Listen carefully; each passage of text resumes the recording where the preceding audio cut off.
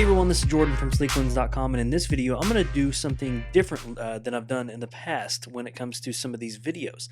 I'm actually going to demo Luminar 4 and one specific feature of Luminar, and that is the AI sky replacement feature. This is a feature that I've seen a lot of people talk about, and I really wanted to get my hands on it myself so I can kind of go through my own testing with it. So I have 4 different photos here. They all vary in difficulty here when it comes to doing sky replacements, but I kind of wanted to go over quickly how easy it is to do a sky replacement. Now, when I do some of these, it's obviously not going to be a one-click fix. There might be some adjustments that need to be made, but doing this with basically one click will get you 95 to 99% of the way there. So let's go and hop into it. So I have this image here and I want to do a sky replacement, and obviously you can tell just by the subject matter this could be a difficult one because of all of these little these little gaps in here in the Eiffel Tower. There's a lot of different gaps in here. Be very tough to do manually without spending a lot of time on it. So what we're going to do is hop into the AI sky replacement feature. So I'm going to go over here and you have this little creative layout here, this creative menu. And when you go in here, you're going to see AI sky replacement. And so what comes with Luminar 4 is actually a bunch of different skies that you can choose from. Unfortunately, you can't preview what they look like until you apply them to your image, but maybe that's a new feature that will come out in one of the later updates. But they have a built-in sky library here that you can use, and obviously down here at the bottom you can load a custom sky. One quick thing, you have to load JPEG images. There's no way to actually load raw files as far as I can tell, but JPEG images, you load them in here and you can use any custom sky that you want. So that's a really cool thing. You don't have to use the built-in ones if you don't want to, but this will give you a good demo of what it can do. So obviously you got the blue sky, the bright blue sky, the dramatic sky, dramatic sunset, galaxy, starry night, and sunsets. So we got a lot to choose from, a lot of different variety. I'm going to go with a dramatic sky on this one since it's a little bit cloudy. The sky will not look really good if it's a bright blue sky. So let's go ahead and choose, let's choose number 3, just see what it looks like.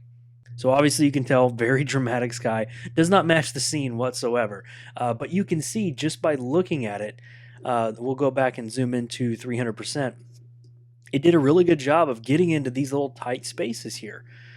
Even behind here, you can kind of make out the cloud going behind here. Really, really, really good job. Just with one click, no refinements at all.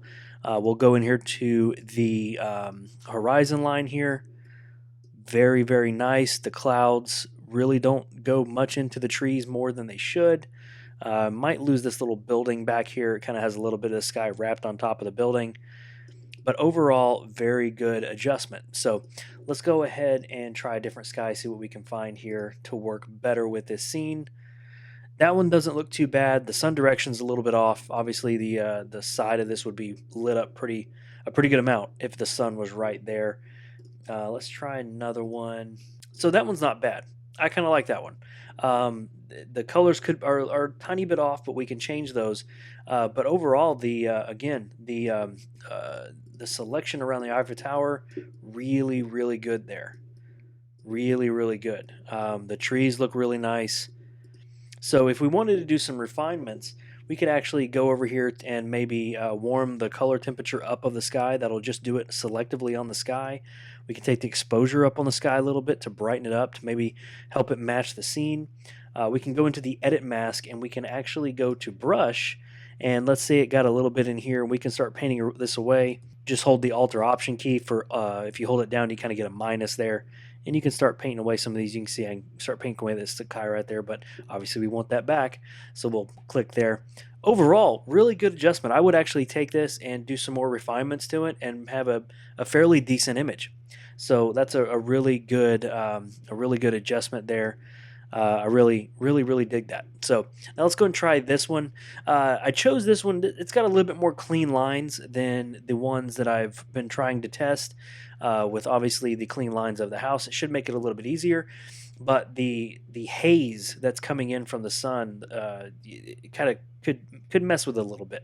So let's choose another sky here.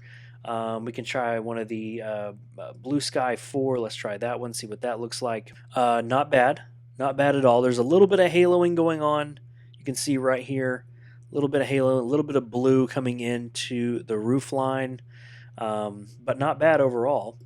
Let's try another one. Let's try one of these bright blue skies. Let's try bright blue sky 3. And that one's not bad either. That one actually matches the scene a little bit better.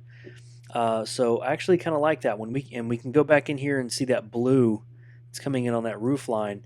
What we can do here again is refine our mask. Go to our brush, hold the Alter Option key, and just kind of paint that away from that roof line and help that out a little bit. Obviously, I'm doing this pretty fast, so I might get a smaller brush and go back in here and refine it. But very, very good. The tree looks okay. We can probably refine that a little bit as well. But overall, it looks really, really good. Just you can see before and after. That's the before, that's the after. Not bad. If this was some sort of real estate photo or something like that, and it just needed a quick sky replacement, this is definitely passable. So let's go in here to this one here. I chose this one because it's going to be a little bit harder to match this because this is already a color graded image, but we can see what it can do here. So let's go to Dramatic Sky, might as well. We'll do Dramatic Sky 4. What do we get there? That one's kind of fun, I guess. Let's see. We can play with the mask here. One thing I do want to talk about is actually the gradient mask. You could actually tell the software where you want the sky to be and let it fade into the natural sky. So for example, I want it to be more up in the top portion and kind of leave the natural sky here.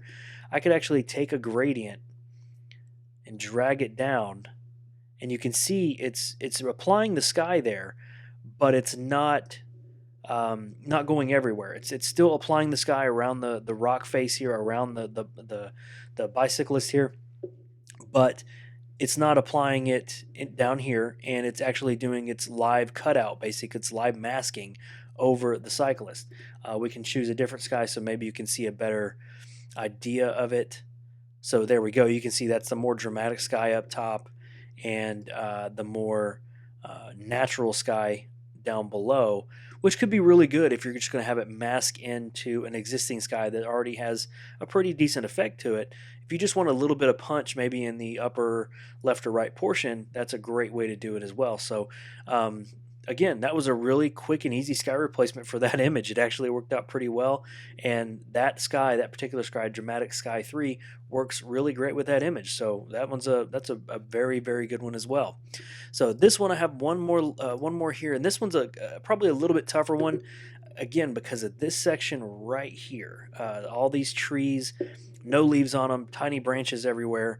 That could be a very, very big problem when doing sky replacement. So let's choose, let's go do just blue sky 1, just see what it has here. And that's not bad at all either. Wow, this is really good. Not bad at all. Did a lot better than I thought. You can actually see, toggle before and after here, you can see it leaves a little bit of that natural sky back there, but you still get that crisp mask right here behind the tree branches. That's actually pretty good. You got a little bit of haloing, not bad haloing. A little bit of blue up here on the chimney. This looks fairly decent, but a little bit of blue there. So a really easy adjustment, but for the most part, really good. You can actually flip the sky over, rotate it a little bit. So that's a really cool one. You can change the exposure, obviously. Color temperature again. But overall, very, very good sky replacement. Not bad at all. So Luminar 4 has this built into it. Very, very cool feature. If Photoshop had something like this, it would probably be, it's probably years behind Luminar, to tell you the truth. But very, very cool feature. I really, really like this. And again, you got more effects down here, more creative effects. You can add sun rays in here. If you have a sun that's right in the smack middle of your image, or kind of off to the side, and you want to add some sun rays, this has it built in as well. You have some dramatic effects. You can actually apply custom LUTs, which is amazing, to your photos as well. You can add fog in here. There's really cool creative features that you can do with Luminar 4. So I kind of wanted to demo that for you, and so you can see some new things that are coming in the photo editing world that are not involved with Photoshop. A lot of people think Photoshop is king, but with features like this, these guys are really doing a fantastic job of applying more creative effects to your photos and helping people out with difficult situations like this. So thank you guys for joining me in this video. That was a quick demo of the Luminar 4 AI sky replacement. Hope you enjoyed it. This has been Jordan from Sleeklens, and I'll see you in the next video.